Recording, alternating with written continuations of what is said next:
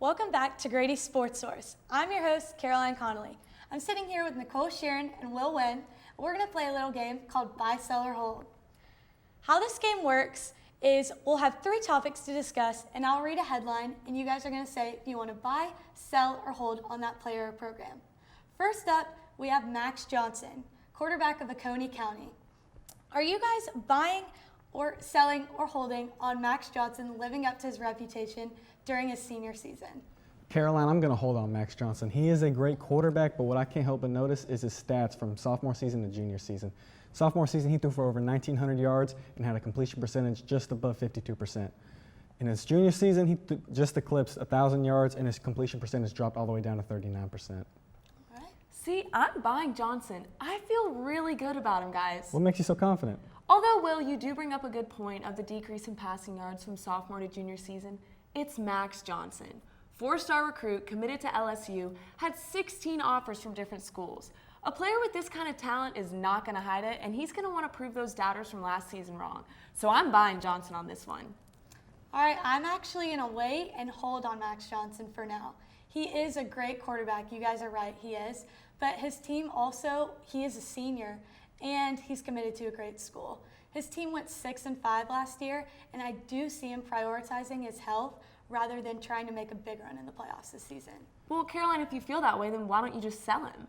Well, it is only week 2, and I kind of want to see how he plays the next few games to see if I'm in on him or if I'm just going to sell. I agree with Caroline. I need to see a little bit more from him. All right, moving on to our next one, we have Athens Academy. So Athens Academy has made it to the state championship the past 2 seasons. How do you guys feel on Athens Academy making it back to the state championship this season for the 3rd straight year? I am also going to hold on this one. Athens Academy will have a great season, but I can't help but think Prince Avenue will stand in their way. Last year, Prince Avenue played them twice, once in the playoffs and got beat both times. I think Prince Avenue will come into next season with a revenge mindset. When they do play this season, who do you got? They will meet on October 4th, and to be the best, you got to beat the best, so I'm going to stick with Athens Academy for now. All right, guys. Now, you may think I'm crazy, but I'm selling Athens Academy making it to the state championship for the 3rd year. Why are you selling? Why?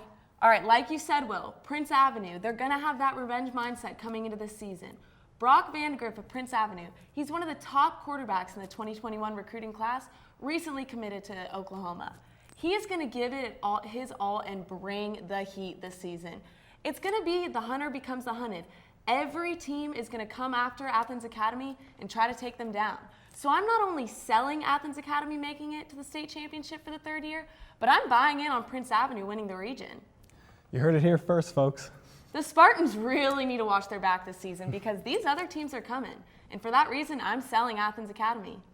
I'm actually going to buy into Athens Academy right now. I think that their team will be able to get past Prince Avenue and Brock Vandegrift this year. I think that based on their rosters and this season, that they'll be able to get the job done and make it back to the state championship game. So do you see Athens Academy winning the state championship this year?